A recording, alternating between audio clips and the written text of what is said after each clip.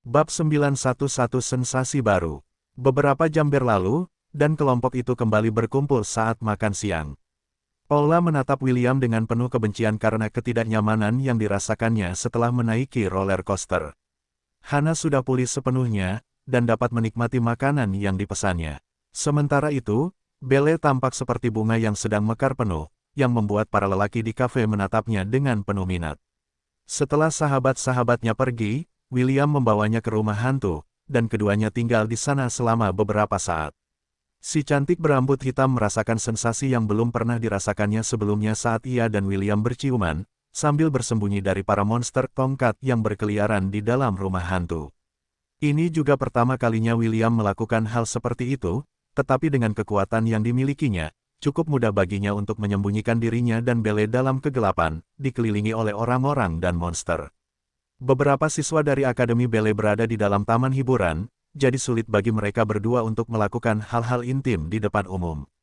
Meskipun Belle tidak keberatan, William keberatan. Sebisa mungkin, ia tidak ingin Belle memiliki reputasi buruk di universitas. Meskipun ia telah mencium pipinya di depan semua orang, itu hanya di pipi. Dampak dari terlihat, sambil berbagi ciuman Prancis yang penuh gairah sangat berbeda dari sekadar kecupan di pipi. Paula dan Hana tahu ada yang tidak beres, tetapi mereka tidak punya energi untuk membuat keributan. Untuk sementara waktu, mereka hanya fokus memakan makanan mereka, sambil menonton Belle dan William saling menyuapi. Setelah makan siang, keempatnya memutuskan untuk menaiki wahana yang mudah seperti Grand Carousel, Journey to the Center of the World, Jungle Lock Bang, dan Jurassic Park. Ketika matahari mulai terbenam di Cakrawala, William memutuskan untuk membawa Belle ke Grand Ferris Wheel. Biang lala khusus ini membutuhkan waktu tepat 30 menit untuk satu putaran penuh, dan William telah melakukan persiapan tertentu agar wahana terakhir ini berkesan bagi kekasihnya, yang sedang menatap biang lala dengan tatapan penuh semangat. Paula, Hana, tolong, naik kereta penumpang yang lain, kata William dengan ekspresi serius. Ini adalah pertama kalinya William meminta bantuan kedua gadis itu, yang mengejutkan mereka berdua. Baiklah, jawab Paula. Hana juga menganggukkan kepalanya tanda mengerti. Terima kasih. William tersenyum saat dia dan Belle memasuki kapsul bersama. Setelah menghabiskan waktu bersama William, mereka jadi tahu bagaimana William peduli terhadap kebahagiaan Belle. Meskipun mereka telah bersama Belle untuk waktu yang sangat lama, ini adalah pertama kalinya mereka melihatnya tampak begitu bahagia. Dia praktis mekar, dan itu membuat pesonanya meningkat berkali-kali lipat. Saat biang lala mulai berputar, Belle menyandarkan kepalanya di bahu William. Apakah kamu bersenang-senang? William bertanya sebelum mendaratkan ciuman di kepalanya. Ya, jawab Belle, aku sangat bersenang-senang. Bagaimana denganmu? Aku juga menikmatinya, terutama ekspedisi kecil kita di rumah hantu. Kedua tangan mereka saling bertautan, saat mereka mengobrol santai tentang wahana yang telah mereka kunjungi sepanjang hari. Matahari hampir terbenam dan langit mulai menggelap. Ketika kapsul mereka hendak mencapai bagian tertinggi dari wahana, sekuntum bunga yang indah menerangi langit. Yang terjadi selanjutnya adalah rangkaian kembang api yang memukau yang membuat mata Belle berbinar-binar kegirangan. Namun, kebahagiaan di dalam matanya tiba-tiba memudar ketika dia mengingat festival di pedesaan. Itu adalah salah satu kenangan paling menyedihkan dalam hidupnya karena itu juga hari ketika dia berpisah dengan William. Untuk kedua kalinya, tangan Belle yang bebas tanpa sadar memegang lengan William, seolah-olah mencegahnya pergi. Remaja berambut merah itu entah bagaimana memahami ketakutan Belle dan mengutuk dirinya sendiri karena bersikap tidak masuk akal. Dia tidak menganggap bahwa Belle mungkin mengalami trauma setelah perpisahan mereka. Dia hanya berpikir untuk membuat perjalanan terakhir mereka berkesan. Sebelumnya, dia meninggalkan Belle dan kedua sahabatnya di kafe, sementara dia pergi mencari staf yang bertanggung jawab atas pertunjukan kembang api untuk taman hiburan. Tentu saja, dia memberi pria itu tawaran yang tidak bisa dia tolak, jadi jadwal pertunjukan kembang api diubah sesuai dengan keinginan William. Setelah mengirim pesan teks kepada pria itu, pertunjukan kembang api segera dimulai dan dia telah mengatur waktunya dengan sempurna. Namun, rencananya menjadi bumerang karena ingatan Belle tentang perpisahan mereka muncul kembali. Belle, aku minta maaf, kata William sambil memeluk kekasihnya. Aku tidak bermaksud membuatmu sedih. Belle melingkarkan lengannya di tubuh William sambil menganggukkan kepalanya. Aku tahu, hanya saja, pikiran kehilanganmu membuat hatiku sakit. Jangan khawatir, aku akan menemukan cara agar kita bisa bersama. Aku janji. William menepuk punggung Belle dengan lembut untuk memberinya sedikit keyakinan. Belle hanya membenamkan dirinya dalam kehangatan dan cinta William, sampai rasa takut di hatinya mereda. Dia mengerti bahwa William akan kembali ke dunianya cepat atau lambat, dan dia tidak bisa berbuat apa-apa.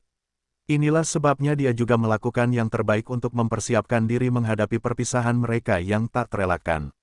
Satu-satunya keinginannya adalah kali ini, mereka akan berpisah dengan senyuman di wajah mereka, alih-alih air mata di mata mereka. Untungnya, Belle sudah kembali tenang saat perjalanan berakhir. William dengan penuh kasih menyeka noda air mata dari wajahnya, dan berjanji pada dirinya sendiri bahwa dia akan menebusnya begitu mereka kembali ke hotel tempat mereka menginap. Will, aku mencintaimu, Belle menyatakan sambil menatap lurus ke mata William. Biarkan ini menjadi saat terakhir kita berpisah. Tolong, temukan cara agar kita bisa bersama, selamanya. Aku akan melakukannya, kau pegang janjiku, jawab William. Aku juga mencintaimu, Belle. Mereka berdua saling tersenyum sebelum meninggalkan mobil penumpang mereka. Meskipun rencana William tidak membuahkan hasil yang diinginkannya, waktu yang mereka habiskan bersama tetap berharga. William mengangkat kepalanya untuk melihat langit. Sangat sulit untuk melihat bintang-bintang di kota, tetapi itu tidak menjadi masalah baginya. Jauh di atas langit, di antara bintang-bintang yang tak terhitung jumlahnya di langit, konstelasi Capricorn bersinar terang, seolah-olah sedang mengamati half-elf dari jauh, dan memastikan bahwa dia aman dari bahaya. Tanda pisah tanda hubung. Di suatu tempat di dunia Hestia, seorang wanita cantik dari dunia lain dengan rambut biru muda mendesah sambil memejamkan mata. Saat ini dia sedang menaiki kapal penumpang menuju benua tengah untuk bertemu kembali dengan half-elf, yang telah dia besarkan sejak dia masih bayi. Cinta tidak perlu sempurna, itu hanya perlu nyata, kata Ella lembut. Sama seperti perasaan yang dia miliki untukku, dan untukmu. Wanita berambut biru itu kemudian membuka matanya untuk melihat ke seberang cakrawala. Tatapannya lembut dan penuh kasih sayang. Beberapa anak nakal berhasil menyelinap melewati dinding antar dunia. Ella tersenyum. Oh, Will, apa yang harus kulakukan padamu? Bab 912 Aku punya firasat buruk tentang ini. Setelah kembali ke hotel, Belle tinggal di kamar yang ia tempati bersama Paula dan Hannah. Ia memberitahu William bahwa ia butuh waktu sendiri untuk berpikir. Dan half-elf itu menghargai keputusannya. Paula dan Hannah tidak tahu apa yang terjadi di dalam biang lala. Yang mereka tahu hanyalah Belle tampak sedikit sedih setelah mereka kembali ke hotel. Belle, apakah kau dan William putus? Tanya Paula sambil duduk di tempat tidur. Jangan khawatir, aku akan meminjamkanmu bahu untuk menangis. Aku juga bisa membantumu memukul William jika kau mau. Belle terkikik setelah mendengar kata-kata sahabatnya yang khawatir. Tidak, kami tidak putus, jawab Belle. Lagi pula, aku ragu kau bisa mencakarnya. Apakah kau lupa caranya menamparkan orang-orang berjas hitam itu seolah-olah mereka lalat? Apakah kau pikir kau bisa lebih baik dari mereka? Paula menjulurkan lidahnya mendengar jawaban cerdas Belle. Sebagian dari dirinya merasa lega bahwa sahabatnya dan Will tidak putus. Namun, sebagian dirinya juga kecewa. Hannah yang mendengarkan percakapan kedua sahabatnya itu hanya tersenyum sembari mengeringkan rambutnya. Ia baru saja selesai mandi, jadi rambutnya masih basah. Ia tidak terlalu khawatir dengan Belle karena meskipun ia tampak sedih, kesedihan itu bukanlah kesedihan yang muncul setelah bertengkar atau putus cinta. Lalu, apa yang terjadi? Tanya Paula. Kalian semua tersenyum saat memasuki biang lala dan tampak sedih saat keluar. Apakah William mencoba memaksa kalian melakukan sesuatu yang tidak ingin kalian lakukan? Tidak, Belle menggelengkan kepalanya. Tidak ada yang seperti itu terjadi. Aku hanya teringat kenangan yang menyedihkan, itu saja. Paula masih tampak tidak yakin, tetapi karena ia merasa Belle tidak ingin membicarakannya, ia tidak memaksakan masalah itu dan mengganti topik pembicaraan. Apa kalian melihat kembang apinya? Kata Paula sambil melamun. Itu sangat indah, dan romantis di saat yang bersamaan. Kalau saja aku punya pacar yang bisa menemaniku menaiki biang lala saat itu pasti akan sempurna. Yah, maaf ya aku bukan pacarmu. Hannah yang sudah mulai mengeringkan rambutnya dengan pengering rambut, berkomentar dari samping. Kenapa kamu tidak tanya William saja apakah dia punya saudara laki-laki? Siapa tahu, Dia mungkin pangeran tampan yang kamu cari. Paula menyeringai sambil berdiri dari tempat tidur Belle dan menggelitik wanita cantik yang menggodanya. Belle tersenyum melihat kejenakaan kedua temannya. Meskipun awalnya dia berencana untuk tinggal di kamar William malam ini, dia memutuskan untuk tinggal di kamarnya sendiri untuk sementara waktu. Dia masih belum pulih sepenuhnya dari apa yang terjadi di biang lala. Dia takut jika dia dipeluk oleh William malam ini, alur terakhir penalaran di kepalanya akan putus, dan mereka akan melewati batas yang tidak seharusnya mereka lewati. Meskipun dia tahu bahwa inilah yang mereka berdua inginkan, dia tidak ingin menghabiskan waktu pertama mereka bersama dengan perasaan cemas yang menggelegak di dalam hatinya. Tanda pisah. William meninggalkan hotel dan berjalan-jalan di kota dengan sepedanya. Belle berkata bahwa dia ingin waktu sendiri, jadi dia memutuskan untuk memberinya ruang. Untuk saat ini, dia memutuskan untuk memastikan untuk terakhir kalinya apakah kecurigaannya benar. Ini adalah satu-satunya cara dia bisa menghentikan perasaan mengganggu di dalam kepalanya yang membuatnya merasa tidak nyaman sejak dia menginjakkan kaki di Cassity. Setelah 1/4 jam, dia akhirnya mencapai tujuannya. Orion Grand Stadium. William membaca huruf besar dan tebal yang tergantung di pintu masuk stadion di depannya.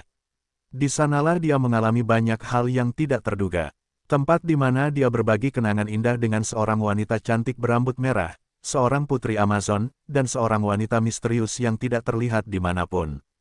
Glory Shelter, gumam William. Tidak diragukan lagi, ini memang Glory Shelter. William kemudian menatap taman hiburan tempat ia dan Belle baru saja pergi beberapa jam yang lalu. Itu tidak lain adalah Mima Mader Shelter yang pernah dikuasai Avril di Deadlands. Jadi Cassity dan Deadlands itu satu dan sama, pikir William. Aku punya firasat buruk tentang ini. Half-Elf itu tahu bahwa ia mungkin hanya terlalu banyak berpikir, tetapi setelah firasatnya terbukti, ia mulai merasa sedikit khawatir. Ia masih tidak tahu mengapa ia muncul di bumi, tetapi ia tahu bahwa tidak ada kebetulan di dunia ini. Setelah mengunjungi beberapa tempat lagi, William kembali ke hotel untuk beristirahat. Bahkan jika Cassity memang Deadlands dalam ingatannya, apa yang bisa ia lakukan? Saat ini, kota itu semarak dan penuh dengan kehidupan, yang merupakan kebalikan dari kota bobrok yang dipenuhi dengan kerangka dan zombie. William menggigil ketika sebuah pikiran muncul di benaknya. Si peri setengah itu kemudian mengusap wajahnya dengan kedua tangannya untuk mengusir kemungkinan buruk yang muncul di dalam kepalanya. Tidak bagus, William mendesah. Aku tidak bisa menyingkirkan pikiran ini dari dalam kepalaku. Untuk menenangkan diri, remaja berambut merah itu kembali ke hotel untuk beristirahat.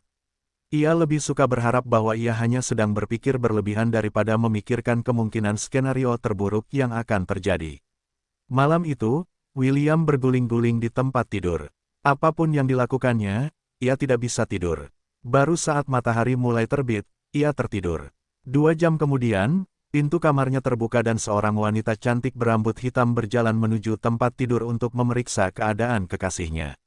William biasanya sudah bangun saat itu, tetapi setelah melihat wajah tidurnya yang gelisah, Belle memutuskan untuk tidak membangunkannya. Tidurlah yang nyenyak, cintaku, bisik Belle di telinga William sebelum mencium pipinya. Ia kemudian meninggalkan kamar untuk sarapan bersama kedua sahabatnya. Hari ini, mereka akan pergi ke museum sebagai bagian dari rencana perjalanan universitas mereka. Meskipun ia merasa sedikit kecewa karena William tidak dapat menemaninya, ia tidak menyesalinya. Belle tahu bahwa masih banyak waktu bagi mereka berdua untuk bersama, jadi ia membiarkan half-elf itu beristirahat dengan sangat dibutuhkan. Ia berjanji pada dirinya sendiri bahwa saat ia kembali, ia akan memanjakan kekasihnya dan memastikan untuk memberitahu William bahwa ia telah berhasil mengatasi traumanya, dan ingin menghabiskan malam bersamanya sambil berpelukan erat. Bab 913 Bencana yang mengintai tepat di atas kepala mereka, bagian 1. Kediaman Parker. Adele mendesah saat melihat taman kediaman mereka. Sebagai seseorang yang menghargai daya tarik bunga, Ibu Belle memastikan bahwa taman mereka akan terawat dengan baik sepanjang tahun.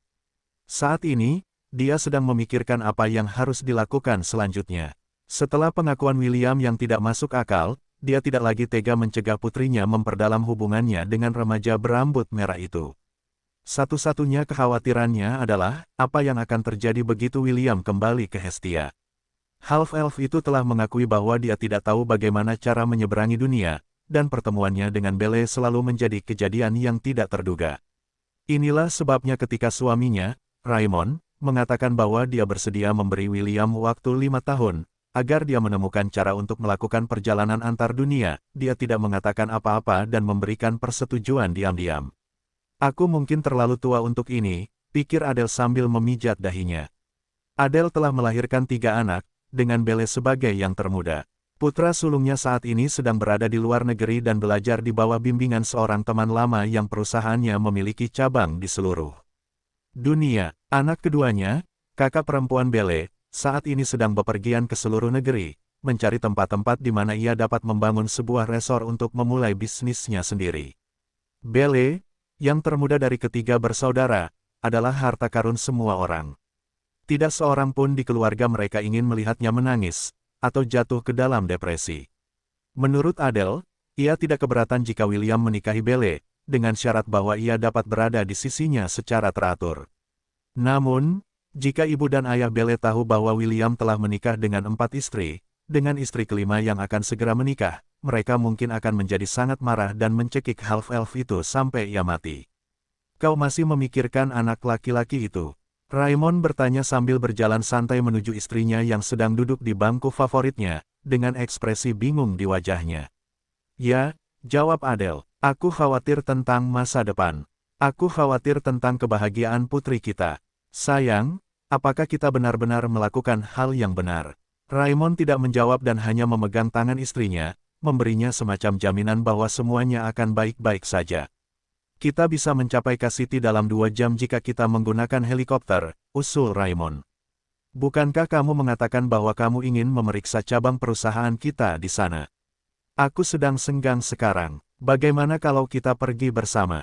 Adele tersenyum sebelum menganggukkan kepalanya. Dia adalah tipe orang yang merasa tidak nyaman jika dia tidak menghadapi masalah secara langsung. Seminggu telah berlalu sejak pertemuan mereka dengan William dan suasana yang berat telah menyelimuti kediaman itu sejak saat itu. Ayo, kata Adele sambil berdiri dari bangku taman sambil memegang tangan suaminya. Ayo kita liburan sebentar dengan Belle di Cassity. Tanda pisah tanda pisah. Paula terus menguap saat mereka mengunjungi satu demi satu pameran. Dia adalah seseorang yang tidak begitu suka seni, dan lebih suka melihat pakaian modis, serta model-model tampan di majalah. Belle dan Hannah, di sisi lain, tidak begitu berpengetahuan dalam hal seni, tetapi mereka mampu menghargai hal-hal seperti itu, membuat Paula merasa seperti orang aneh di kelompok mereka. Tentu saja, mereka terkejut ketika mereka tidak melihat William di museum. Mereka mengira bahwa half-elf akan menunggu mereka di pintu masuk, sama seperti dia di taman hiburan kemarin. Ketika mereka bertanya kepada Belle apa yang terjadi, dia hanya tersenyum dan mengatakan kepada mereka bahwa dia masih tidur. Belle tidur di kamar yang sama dengan mereka, jadi mereka segera mengesampingkan kemungkinan bahwa William kelelahan karena olahraga fisik. Anak-anak laki-laki di kelas Belle juga memperhatikan hal ini, tetapi mereka hanya berpikir bahwa remaja berambut merah itu tidak tertarik pada karya seni. Sejak pertunjukan kekuatan William yang luar biasa, tidak ada satupun anak laki-laki yang tergila-gila pada Belle yang mendekatinya. Mereka semua memutuskan untuk menjauh dan melupakannya sepenuhnya, mencari ikan-ikan cantik lainnya di laut lepas. Menjelang akhir tur mereka di museum, salah satu profesor Belle mendekatinya. Maksudnya adalah untuk mengingatkannya tentang tempat perhentian mereka berikutnya dalam rencana perjalanan hari ini. Mereka dijadwalkan untuk mengunjungi Stadion Orion Grand untuk menonton pertandingan bisbol, setelah mereka semua makan siang di restoran mewah yang telah disediakan sekolah untuk mereka. Peran Belle adalah untuk memastikan bahwa tidak ada yang membolos, dan pergi ke tempat lain, selain dari yang tertulis di jadwal mereka. Semua pelanggar akan dihukum setelah mereka kembali ke universitas, dan si cantik berambut hitam ada di sana untuk mengingatkan mereka bahwa mereka tidak akan bisa bebas jika mereka melanggar aturan. Dia selalu dipilih untuk memainkan peran ini karena semua siswa mendengarkannya, terutama anak laki-laki yang suka membuat masalah. Sangat sulit untuk mengatakan tidak ketika seorang wanita cantik memberitahu mereka untuk berperilaku baik, terutama ketika tunangan wanita itu dapat dengan mudah menepuk pipi mereka, dan membuat mereka terlempar beberapa meter di udara. Setelah berkeliling museum, semua orang kembali ke tempat parkir di mana bus mereka telah menunggu. Setelah memastikan bahwa semua orang di kelas manajemen bisnis sudah terdaftar, bus-bus meninggalkan tempat kejadian dan menuju tujuan berikutnya. Belle menatap keluar jendela sambil memikirkan kekasihnya yang mungkin masih tidur di dalam hotel. Ia berharap saat kembali, William sudah ada di sana untuk menemuinya, sehingga mereka bisa makan malam bersama. Sementara itu, bola hitam kegelapan, seukuran bola basket muncul di langit biru yang cerah. Bola itu perlahan mengembang, dan semakin membesar setiap menitnya. Sayangnya, semua orang di Cassity begitu sibuk menjalani kehidupan sehari-hari sehingga mereka bahkan tidak punya waktu untuk melihat ke langit, untuk melihat bencana yang mengancam yang perlahan terbentuk di atas kepala mereka. Bab 914 Bencana yang mengintai tepat di atas kepala mereka, bagian 2. James, yang saat itu sedang menjelajahi Void, menemukan dua gadis kecil, yang tampaknya berusia tidak lebih dari 10 tahun, berjalan bergandengan tangan. Kedua gadis itu melihat sekeliling mereka dengan mata berkaca-kaca, tampak begitu tak berdaya dan tersesat. Pandangan sekilas saja sudah cukup untuk memberitahu James bahwa mereka adalah saudara kembar karena mereka tampak persis sama. Yang membuat si tua itu mengerutkan kening adalah kenyataan bahwa mereka berada di dalam kehampaan. Tempat di mana ruang dan waktu mengalir tidak menentu. Satu kesalahan saja dan kau akan mendapati dirimu terjebak di dunia yang tidak dikenal, atau dikirim kembali ke masa lalu, atau ke masa depan. Ketika salah satu gadis itu melihat James, dia langsung menunjuknya, yang membuat saudara kembarnya yang lain waspada. Kakek buyut, kedua gadis itu berteriak bersamaan saat mereka berlari ke arah James sambil menangis seperti, yah, gadis-gadis kecil yang tersesat. Meskipun James ragu, dia tetap turun dari Sleipnir dan berlutut untuk menerima dua gadis cantik berambut merah muda yang memanggilnya kakek buyut.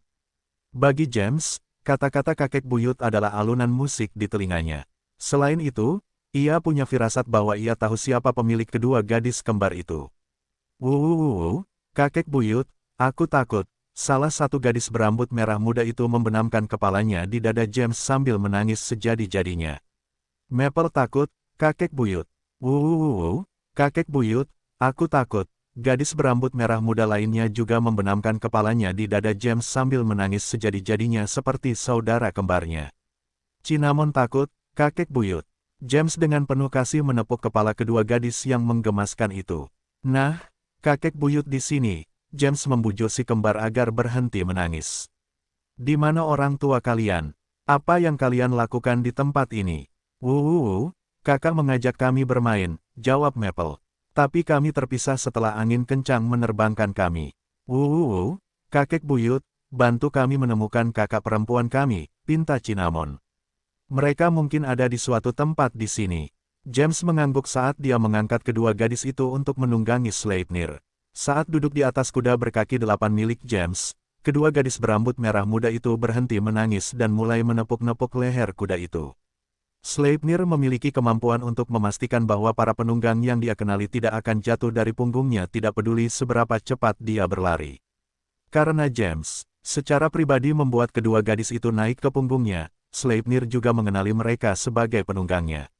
Bahkan jika James tidak mengamankan mereka di tempatnya, mereka tidak akan jatuh bahkan jika dia berlari dengan kecepatan penuh. Si kembar sudah meneriakkan hal-hal seperti, gidiap, atau, lari, kuda, lari, yang membuat James tersenyum. Bayangan gadis berambut merah muda yang selalu berada di samping William muncul di benaknya, dan itu membuat James ingin kembali ke Hestia, hanya untuk memberi cucunya tamparan keras, karena menjadi ayah yang tidak bertanggung jawab. Kamu bilang kamu terpisah dari kakak perempuanmu, kata James. Berapa banyak kakak perempuan yang menemanimu ke tempat ini?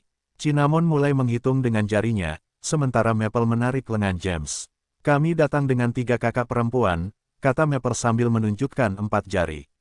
Itu 4, James terkekeh sambil meletakkan salah satu jari Maple.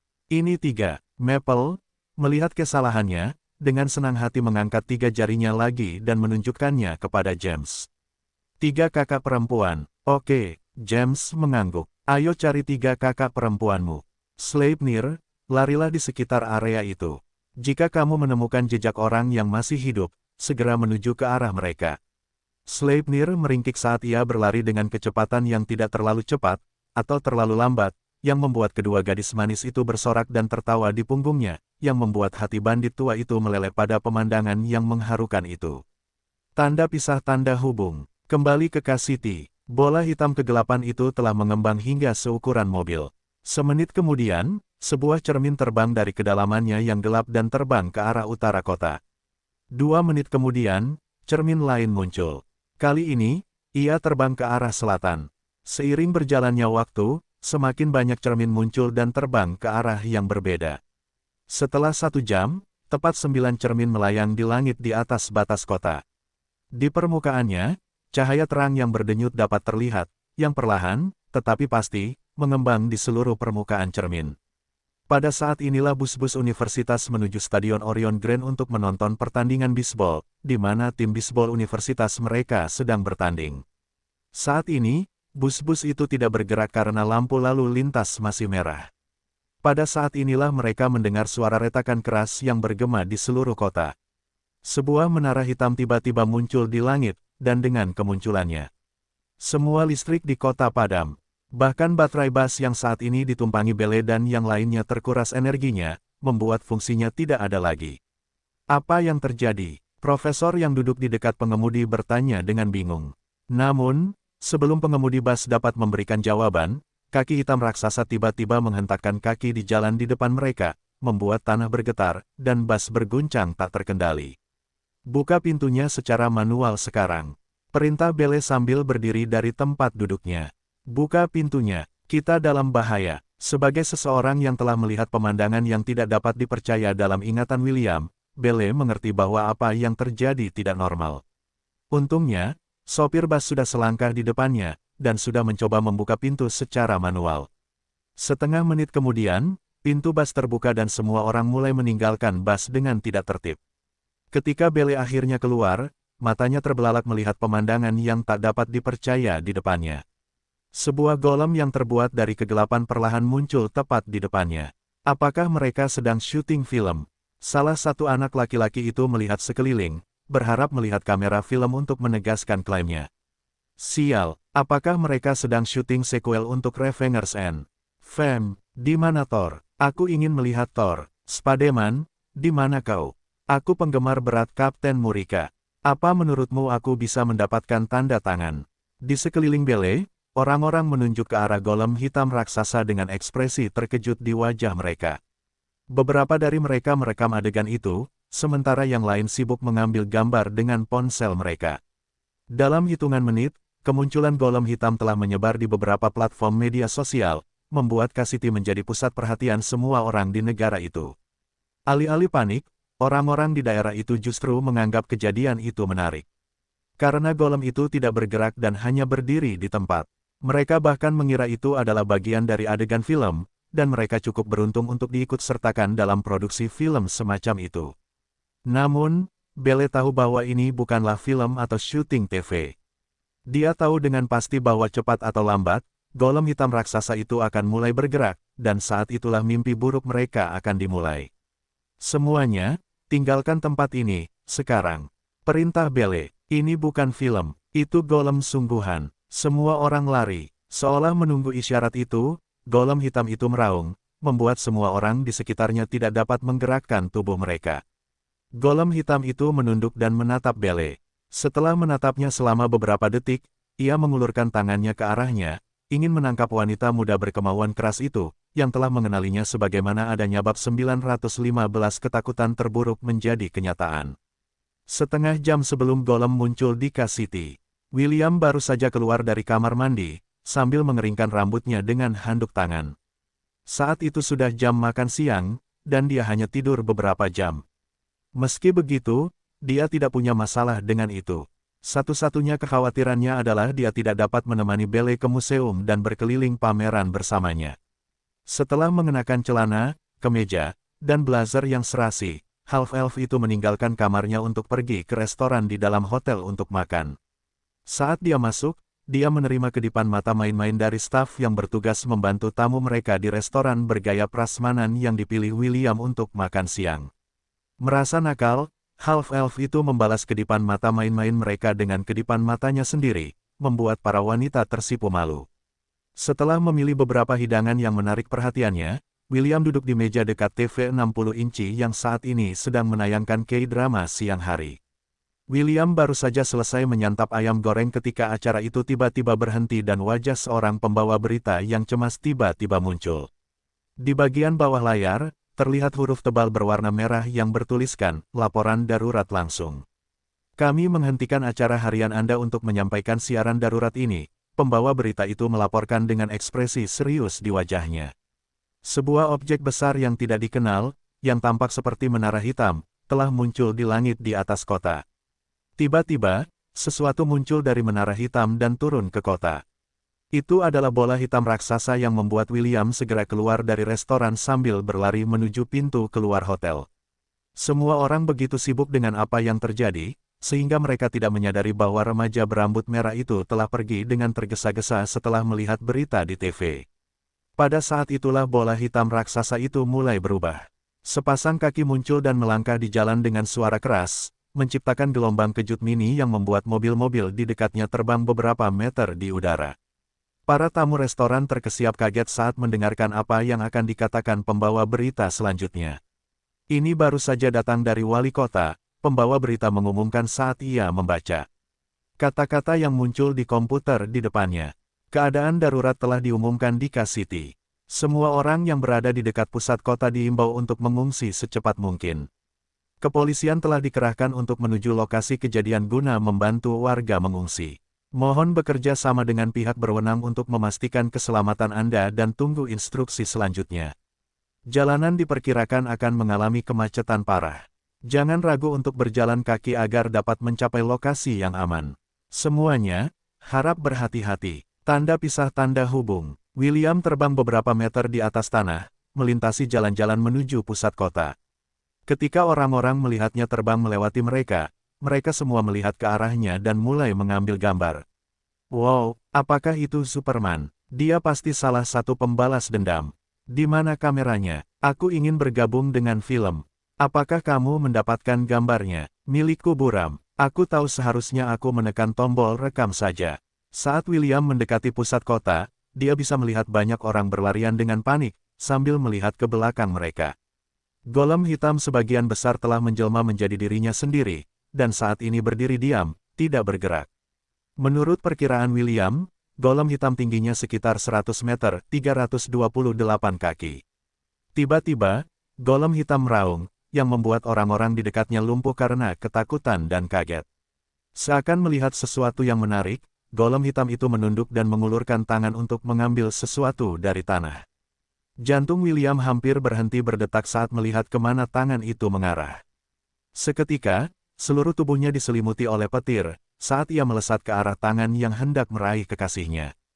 Tanda pisah tanda hubung. Belle hanya bisa menatap tak berdaya ke arah tangan raksasa yang hendak meraihnya. Sama seperti teman-teman sekelasnya, ia berdiri terpaku di tempat, bahkan tidak dapat menggerakkan jari-jarinya.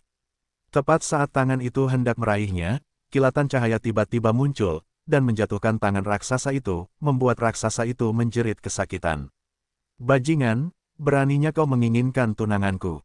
teriak seorang remaja berambut merah saat ia berdiri di antara Belle dan golem hitam yang telah mencoba meraihnya sebelumnya. Half-elf itu mengangkat tangannya dan menjentikkan jarinya, yang menyebabkan semua orang di sekitarnya mendapatkan kembali kendali atas tubuh mereka. "Belle, bawa semua orang pergi dan tinggalkan tempat ini," kata William sambil menoleh untuk melihat Belle yang wajahnya dipenuhi kecemasan. "Ini bukan pertama kalinya aku berhadapan dengan raksasa.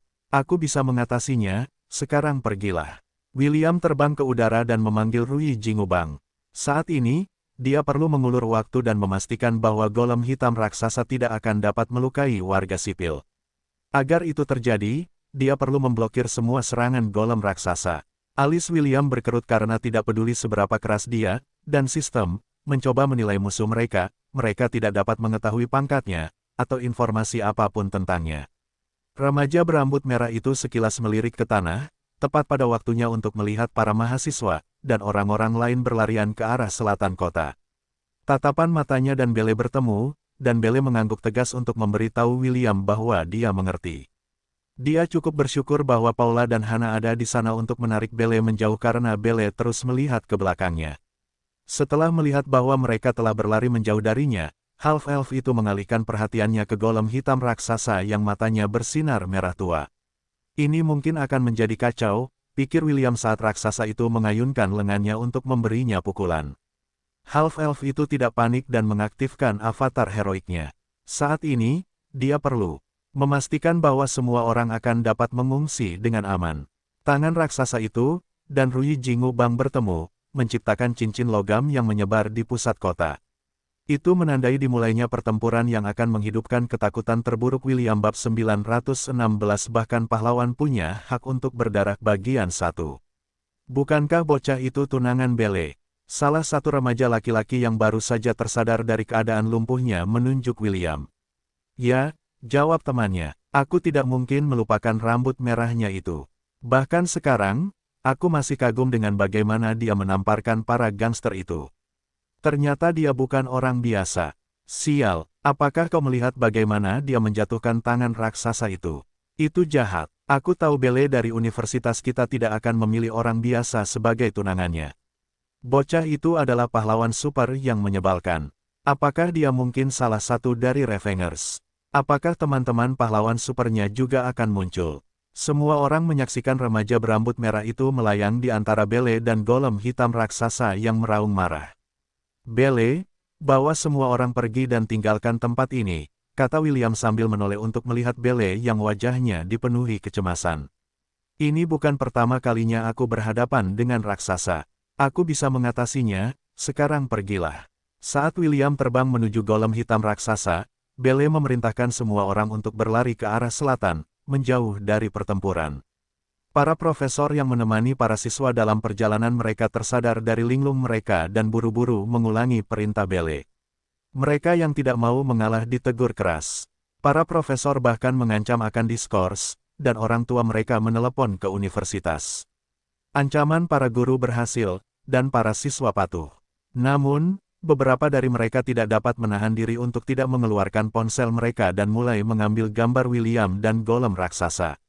Beberapa dari mereka bahkan mencoba merekam adegan itu, tetapi berhenti setelah dipukul oleh profesor mereka di kepala, memaksa mereka untuk mengungsi dari tempat itu dengan ekspresi pahit di wajah mereka.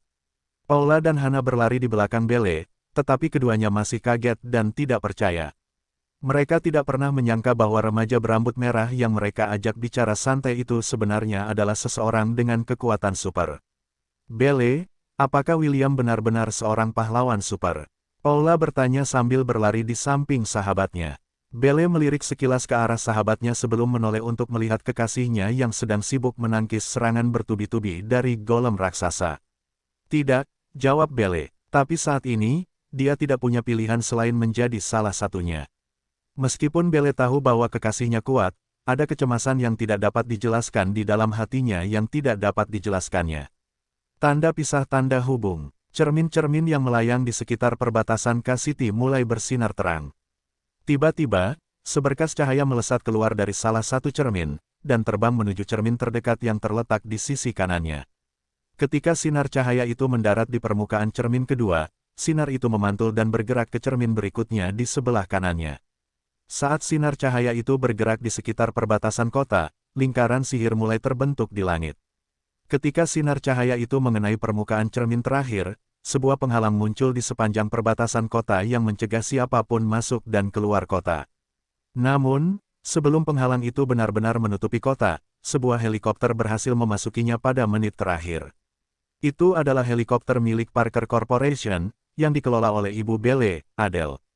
Apa yang sebenarnya terjadi? Adele mengerutkan kening saat dia melihat menara hitam, dan golem hitam raksasa yang dapat dilihat di pusat kota. Apa yang sebenarnya terjadi? Raymond juga tidak mengerti apa yang sedang terjadi di K-City karena mereka baru saja tiba di tempat kejadian. Hubungi Belle, kata Raymond. Kita akan menjemputnya dan keluar dari tempat ini. Adele mengangguk. Alasan mereka datang ke tempat ini adalah untuk menemui Belle. Sekarang setelah ancaman yang tidak diketahui muncul di kota itu, yang terbaik adalah membawa putri mereka ke tempat yang aman. Untungnya, Belle mengangkatnya setelah teleponnya berdering 2 kali, yang mengurangi kecemasan di hati Adele. Belle, di mana kamu sekarang? Ayahmu dan aku ada di sini di K-City dan naik helikopter, Adele bertanya segera setelah panggilan tersambung. Apakah kamu aman? Ya, jawab Belle. Ada sedikit kekhawatiran dalam suaranya setelah mendengar bahwa orang tuanya juga ada di K-City. Ma, mengapa kamu dan Papa ada di sini? Kota ini tidak aman. Kamu harus kembali sekarang. Tidak, kami tidak akan pergi tanpamu, jawab Adele dengan suara tegas. Di mana William? Minta dia untuk menemanimu ke tempat yang aman dan kami akan menjemput kalian berdua. Apakah Paula dan Hannah bersamamu? Kami juga bisa membawa mereka. Ada hening sejenak sebelum Belle menjawab pertanyaan ibunya.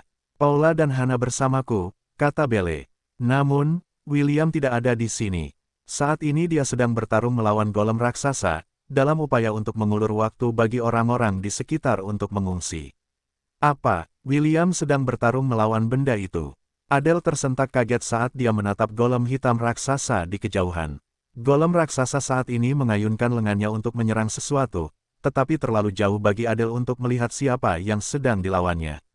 Adele cukup terkejut sehingga dia bersyukur menggunakan headset helikopter alih-alih ponselnya karena dia pasti akan menjatuhkan ponselnya saat mendengar kata-kata Belle, bahwa yang sedang bertarung melawan golem raksasa adalah anak laki-laki yang sama yang telah melamar putrinya. Raymond, yang baru saja mendengarkan percakapan istri dan putrinya, menekan tombol komunikasi agar ia dapat berbicara dengan Belle. "Di mana kau sekarang?" tanya Raymond. "Kita bertemu dulu. Kita dapat membicarakan apa yang harus dilakukan selanjutnya saat kau dan teman-temanmu aman dan sehat." Belle tahu bahwa waktu sangatlah penting, jadi ia segera memberitahu orang tuanya tempat terdekat di dekat lokasinya. Raymond menekan tombol komunikasi lagi agar ia dapat berbicara dengan pilot helikopter. "Tuan, kita hanya dapat mengudara selama 1 jam lagi," kata pilot itu sebelum menunjuk ke penghalang cahaya yang mengelilingi kota. "Juga, saya tidak yakin apakah kita dapat melewati anomali cahaya yang tampak seperti penghalang dari film. Saya sarankan setelah kita menjemput nona muda itu, kita mengisi bahan bakar di helipad perusahaan kita." Raymond mengangguk mengerti. "Baiklah, kita jemput putriku dulu. Kita dapat memikirkan pengisian bahan bakar dan keluar dari tempat ini nanti." Pilot itu mengangguk sambil mengarahkan helikopter ke pusat kota. Meskipun dia tidak ingin berada di dekat golem raksasa, putri majikannya saat ini berada di zona bahaya, jadi dia menggertakkan giginya, sambil berdoa kepada para dewa untuk keselamatan mereka. Tanda pisah tanda hubung. William yang saat ini melakukan yang terbaik untuk meminimalkan kerusakan di sekelilingnya didorong mundur sedikit demi sedikit. Saat ini, dia tidak dapat secara aktif menyerang golem raksasa karena dia takut golem itu akan merobohkan gedung-gedung pencakar langit di sekitar mereka, yang menyebabkan banyak korban. Karena indranya yang meningkat, dia dapat melihat bahwa masih banyak orang di dalam gedung-gedung itu. Beberapa dari mereka bahkan merekam pertempuran secara langsung, yang hampir membuat half-elf itu muntah darah karena marah. "Bajingan, apakah kalian pikir ini semacam aksi film?" teriak William dengan sekuat tenaga. "Jika kalian tidak ingin mati, maka evakuasi gedung-gedung itu sekarang." Half-elf itu melambaikan tangannya dan menembakkan rentetan peluru batu ke jendela-jendela gedung pencakar langit di dekatnya untuk membuat orang-orang bodoh yang merekam pertempurannya menyadari bahwa mereka dalam bahaya besar. Suara jendela pecah, dan teriakan orang-orang bergema di sekitarnya. William memastikan bahwa hanya jendela bangunan yang akan hancur, dan orang-orang di belakangnya tidak akan terluka. Untungnya, jendela yang hancur itu memberikan efek yang diinginkannya. Semua orang di dalam bangunan mulai mengungsi kali ini, yang membuat half-elf itu menghela napas lega. Namun, setelah melihat perhatiannya terhadap lingkungan sekitar, golem raksasa itu tiba-tiba mengubah strateginya.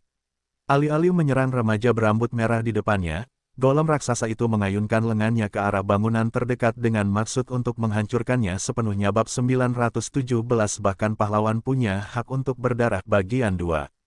Sial, William mengumpat keras saat dia mengayunkan Rui Jingu Bang ke atas. Tongkat emas itu terulur, dan menamparkan tangan golem hitam raksasa ke atas, mencegahnya mengenai sasarannya. Namun, seolah-olah sudah menduga hal itu akan terjadi, lengan lain tumbuh dari sisi kanan tubuhnya untuk melancarkan serangan lain ke bangunan yang baru saja dicegah William untuk mengenainya. Sebelum serangan itu mengenai sasaran, William melancarkan pukulannya sendiri untuk menangkis serangan itu, sementara seluruh tubuhnya dibalut petir. Terdengar suara retakan yang menggelegar, tetapi bukan tangan golem itu yang patah, melainkan tangan William. Half-elf itu memiliki ekspresi kesakitan di wajahnya, saat dia mendarat di tanah. Buku jari tangan kanannya berdarah, dan tulangnya terlihat dari lukanya. Dia tidak menyangka bahwa golem itu sangat keras, bahwa serangan paksa penuhnya tidak dapat menghancurkan sasaran yang dituju. Hal yang paling mengejutkannya adalah tubuh Sun Wukong hampir tak terkalahkan. Saat ini, ia berada dalam wujud avatar pahlawannya, jadi sangat sedikit hal yang dapat menahan kekuatannya bahkan jika William bertarung dengan tangan kosong. Fakta bahwa yang terluka parah adalah dirinya, dan bukan golem, hanya berarti satu hal. Golem itu jauh melampaui ambang batas Ranks of Demigods. William segera mengubah job kelasnya menjadi Life Wizard dan merapal mantra generasi yang kuat di lengannya.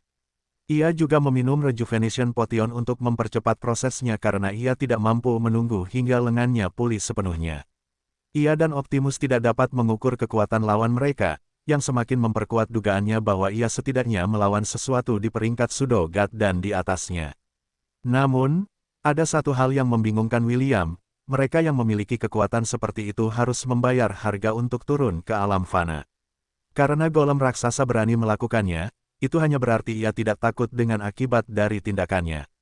Golem ini hanyalah boneka, pikir William sambil melirik menara hitam yang melayang di langit. Mastermind pasti ada di dalam menara hitam. Jika aku bisa menembus pertahanannya, aku mungkin bisa menghentikan serangan golem ini. Rencana William bagus, tetapi ada satu masalah. Dia tidak bisa meninggalkan golem hitam raksasa itu sendirian karena jika dia meninggalkannya, dia mungkin akan mengamuk dan membunuh banyak orang tak berdosa.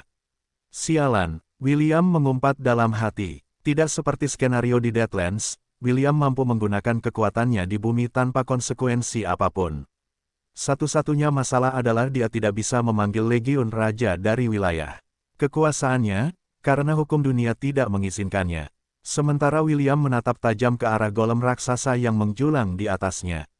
Raksasa itu mengangkat kepalanya untuk meraung ke langit seolah memberitahu pemilik menara hitam untuk memberinya izin untuk melepaskan kekuatannya. Beberapa detik kemudian, beberapa lengan mencuat keluar dari tubuhnya, yang membuat wajah William berubah muram. Half-elf itu tidak dapat menghentikan kata-kata umpatan yang keluar dari bibirnya setelah golem raksasa menumbuhkan 6 lengan mengancam yang berkilau di bawah sinar matahari. William kemudian menatap lengannya yang terluka dan kerutan di wajahnya semakin dalam. Entah mengapa, kekuatan regenerasinya tidak bekerja dengan baik. Meskipun luka di tangan kanannya beregenerasi, penyembuhannya jauh lebih lambat. Sayangnya baginya, raksasa itu tidak berniat menunggunya pulih sepenuhnya. Sekali lagi ia menyerang bangunan di sampingnya dengan ganas yang membuat bulu kuduk William berdiri tegak. Half-elf itu tahu bahwa golem raksasa tahu bahwa ia tidak punya pilihan. Jika dia tidak memblokir serangannya, gedung itu akan runtuh, membunuh orang-orang di dalamnya. William menggertakkan giginya saat dia berubah menjadi sambaran petir. Dia tahu bahwa itu adalah usaha yang sia-sia, tetapi dia tetap melakukannya.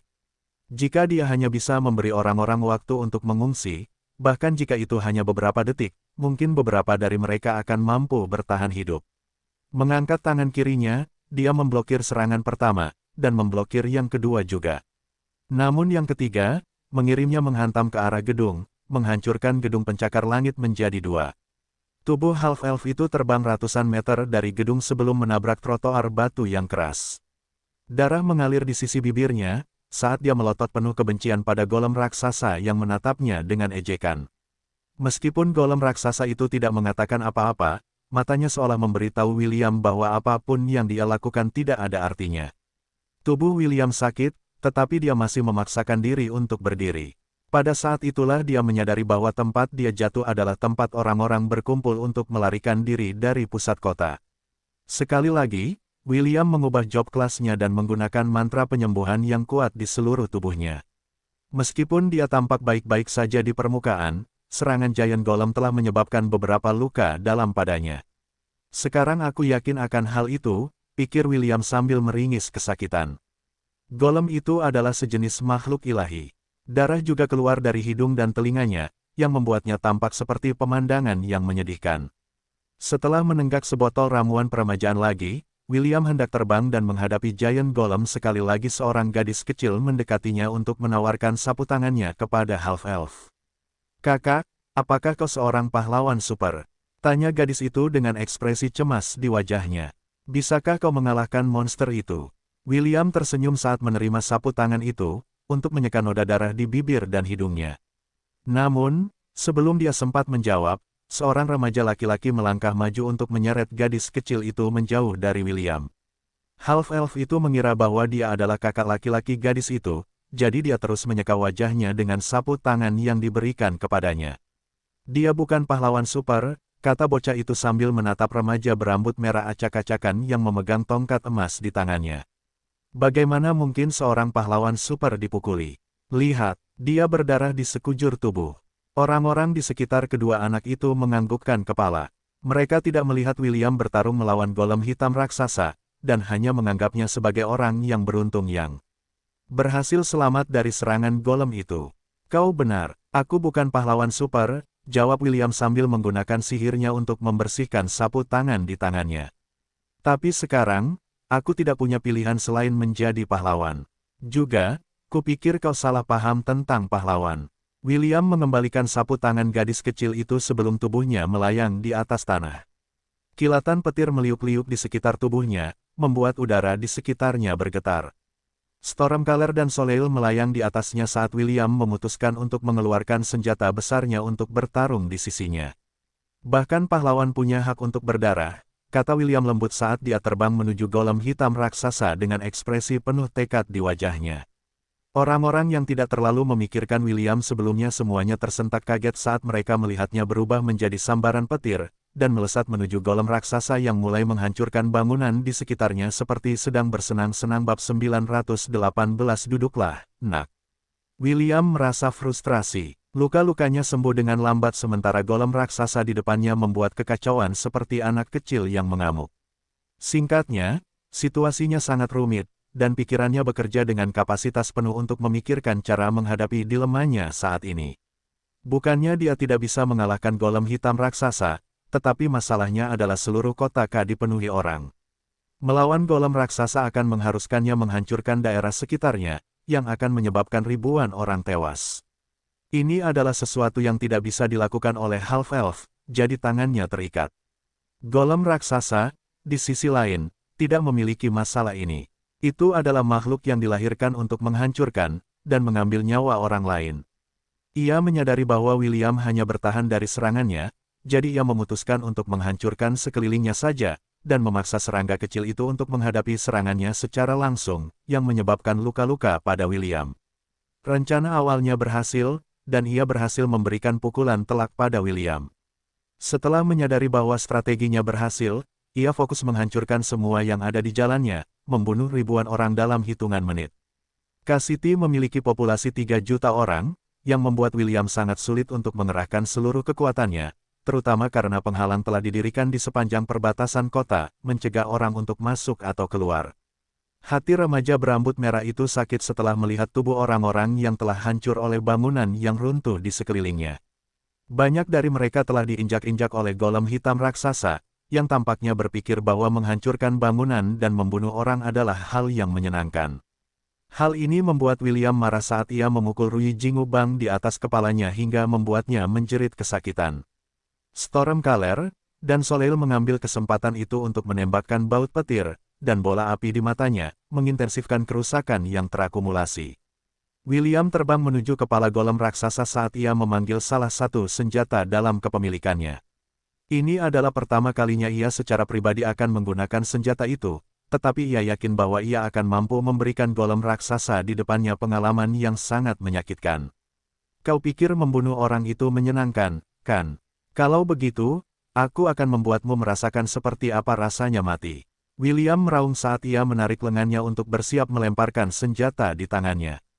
Seni perang Dewa Petir bentuk ke-13, mata William dipenuhi dengan niat membunuh saat senjata di tangannya berubah menjadi merah tua. Lakukan pembunuhan. Gaebol, tombak terkenal yang dikenal dapat menyebabkan rasa sakit dan kematian bagi siapapun. Yang ditusuknya, melesat ke arah mata kanan golem raksasa, meninggalkan jejak cahaya merah di belakangnya. Golem raksasa hitam ingin menepisnya, tetapi Stormcaller dan Soleil melepaskan serangan jarak jauh mereka ke kepalanya, membuat golem raksasa itu kehilangan sasarannya. Gaebol menembus matanya, dan menancap kuat di dalam kepalanya, membuat raksasa itu melolong kesakitan. Namun, tombak mematikan itu masih jauh dari kata selesai. Paku-paku bergerigi sepanjang 2 meter mencuat dari bilah tombak ke segala arah, membuatnya tampak seperti landak, menyebabkan rasa sakit yang luar biasa bagi raksasa itu. Semenit kemudian, beberapa garis merah muncul di kepala raksasa itu, dan mulai menyebar ke seluruh tubuhnya seperti pembuluh darah raksasa yang menggelembung dan menggeliat tak terkendali. Legenda mengatakan bahwa begitu Guy Bolt menembus targetnya, itu akan membuat mereka menderita neraka yang tak tertahankan, membuat mereka berharap mereka mati saja. Saat ini, golem raksasa merasakan sakit itu dan membuatnya gila. Ia tidak lagi menyerang sekelilingnya, tetapi hanya memfokuskan perhatiannya pada William, ingin membalas dendam pada lalat pengganggu yang berani memusuhinya. Namun, William sudah memikirkan cara untuk menghadapi raksasa itu tanpa membahayakan penduduk. William memegang Rui Jingubang dengan kedua tangan saat ia naik ke atas kepala raksasa itu. Ia kemudian mengayunkan tongkat emas saat tongkat itu membesar, menjadi sepanjang dan setebal golem raksasa di depannya. Maju, teriak William saat ia memukul golem hitam raksasa seperti bola golf, membuatnya terbang menuju laut. Rui Jingubang juga merupakan senjata ilahi, jadi ia tidak memiliki masalah saat bertarung melawan objek dengan tingkatan yang sama. Saat golem raksasa mendarat di laut, ia membuat cipratan besar, mengirimkan gelombang terbang ke segala arah. William segera berubah menjadi petir untuk menuju golem dan mencegahnya kembali ke kota. Golem hitam raksasa itu sangat marah setelah menerima serangan William, jadi saat itu juga, ia berdiri dari laut dan meraung ke langit.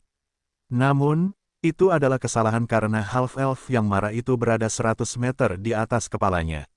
Duduklah, nak, perintah William sambil membanting Rui Jingubang ke kepala golem raksasa itu. Saat ini, ketebalan tongkat emas itu seperti kastil, yang memaksa golem itu tenggelam ke dalam laut seperti paku yang dipukul oleh palu. Ukuran Rui Jingubang semakin meningkat saat half-elf itu menghantam untuk kedua kalinya, menjepit golem bajingan itu di tempatnya. Tanda pisah tanda hubung. Itu William. Adele tersentak kaget saat dia menatap pertempuran luar biasa yang terjadi di laut. Ya, jawab Belle dengan nada bangga dalam suaranya.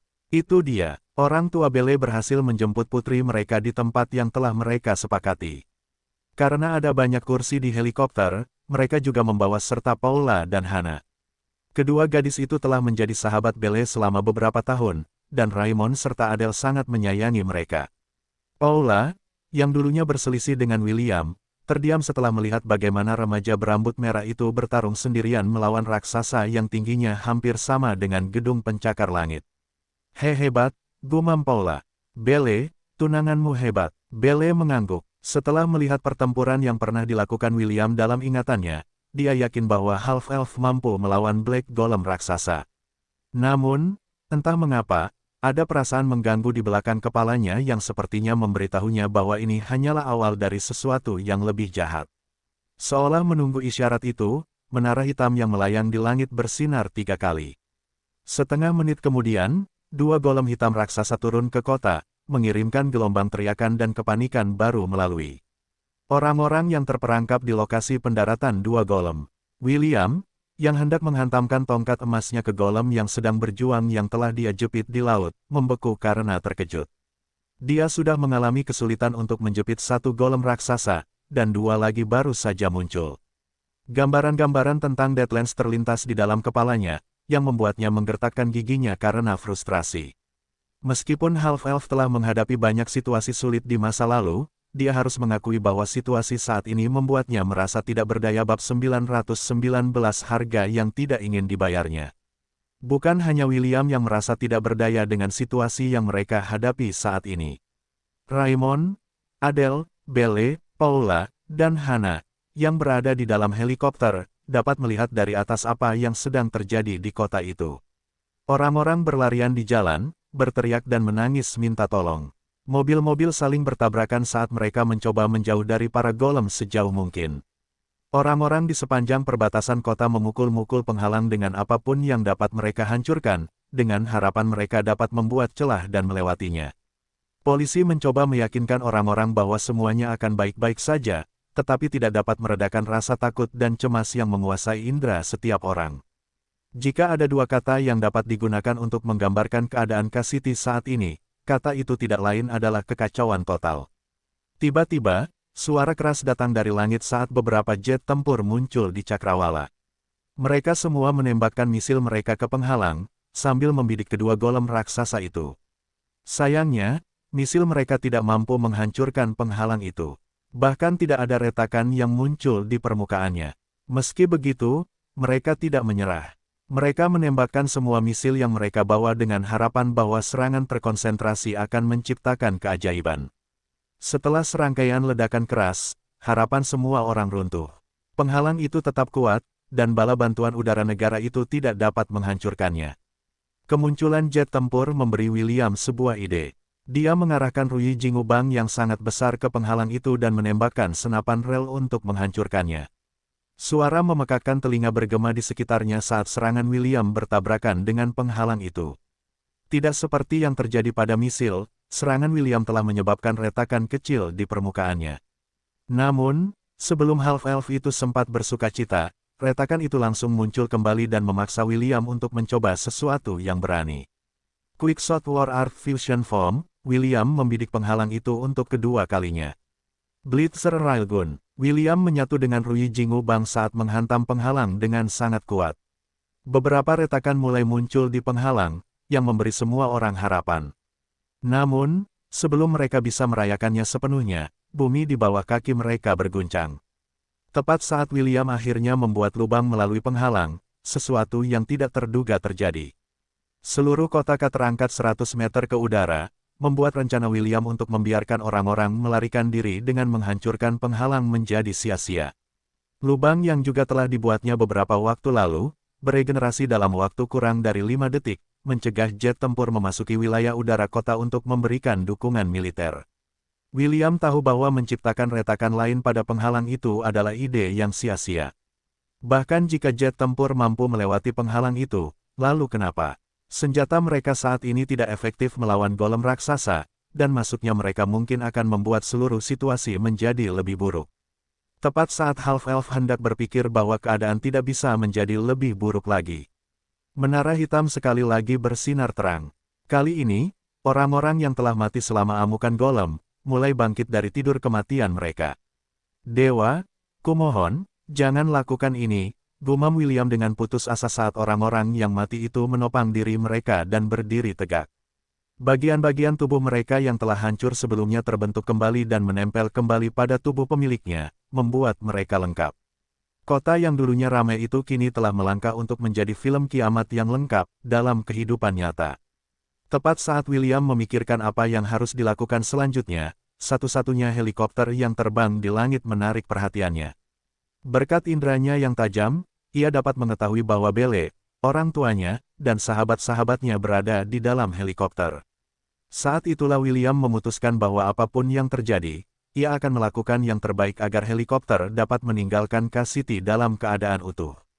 Meskipun agak egois baginya untuk memprioritaskan menyelamatkan nyawa kekasihnya, ini adalah sesuatu yang telah diputuskan William. Bahkan jika banyak orang yang mati, selama Belle masih hidup, ia akan mampu melawan para Giants tanpa menahan diri. Setelah membuat keputusan, ia terbang menuju helikopter untuk memberitahu mereka tentang rencananya.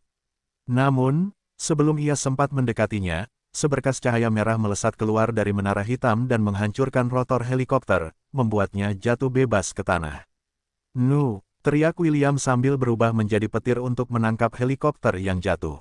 Berkat kecepatannya, ia berhasil menangkap helikopter dan menghindari serangan sinar kedua menara hitam yang ditujukan ke badan helikopter. William membawa helikopter itu mendekati perbatasan kota, menjauh dari para golem raksasa dan para zombie yang kini mulai memburu mereka yang masih hidup untuk disantap. Setelah menemukan tempat yang bagus untuk mendarat, half-elf itu perlahan-lahan meletakkan helikopter itu di tanah. Ia kemudian membuka pintu untuk memeriksa apakah semua orang aman. "Belle," William melirik kekasihnya, yang tampaknya telah kehilangan kesadaran saat diikat di kursinya dengan sabuk pengaman. Raymond dan pilotnya adalah satu-satunya yang sadar, sementara semua gadis pingsan saat helikopter mulai jatuh bebas. Setelah melakukan diagnosa cepat, William menghela napas lega setelah mengetahui bahwa para wanita itu baik-baik saja, dan baru saja pingsan karena ketakutan. Agar aman, ia mengucapkan mantra penyembuhan pada mereka semua, yang membuat mereka sadar kembali setelah mantranya berakhir. "Dengar," kata William sambil memegang tangan Belle. "Kota ini tidak lagi aman, dan aku tidak bisa membawamu keluar dari tempat ini meskipun aku ingin.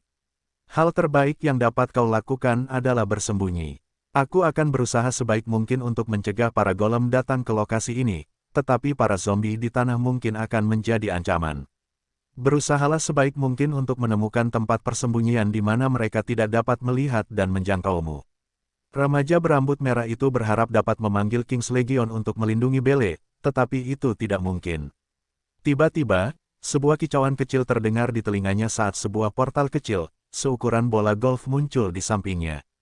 Aeton, burung muren kecil milik William, memaksa dirinya keluar dari portal kecil itu, tetapi portal itu macet. Half-elf itu buru-buru mencoba memperlebar celah agar si kecil bisa melewatinya. Beberapa detik kemudian, burung muren itu mengitari kepala William sebelum mendarat di bahu Belle. Berkicau, kau akan melindunginya. William menatap burung kecil itu dengan ekspresi tercengang. Berkicau, remaja berambut merah itu tidak tahu apakah dia harus tertawa atau menangis mendengar jawaban percaya diri Aeton. Dia tidak tahu bagaimana uren kecil itu bisa melewati hukum yang mencegah teman-temannya yang lain datang untuk membantunya, tetapi dia tetap bersyukur bahwa setidaknya salah satu dari mereka menjawab panggilannya. Oke, jaga dia, kata William dengan ekspresi serius. Jika kau gagal, aku akan memanggangmu nanti. Berkicau, Aeton menepuk dadanya dengan sayapnya seolah memberitahu William bahwa dia tidak perlu khawatir. Saat ini, Half-elf itu hanya bisa percaya bahwa uren kecilnya punya sesuatu di balik lengan bajunya yang memberinya keyakinan untuk memberitahu tuannya bahwa semuanya akan baik-baik saja. Aku pergi, kata William. Kalian semua, harap aman. Tepat saat William hendak terbang menjauh, sebuah tangan halus mencengkeram lengannya, menghentikannya. Half-elf itu berbalik dan melihat Belle menatapnya dengan ekspresi khawatir di wajah cantiknya. Hati-hati, kata Belle sebelum mencium pipi kanan William. Itu untuk keberuntungan. Jangan berani-beraninya kau mati di hadapanku. William tersenyum dan menganggukkan kepalanya. Bagaimana mungkin dia bisa mati ketika dia masih belum menepati janjinya kepada Belle dan istri-istrinya yang lain. Dia tidak berniat melakukannya. Begitu banyak orang yang menunggu kepulangannya, dan dia tidak bisa membiarkan dirinya jatuh di sini.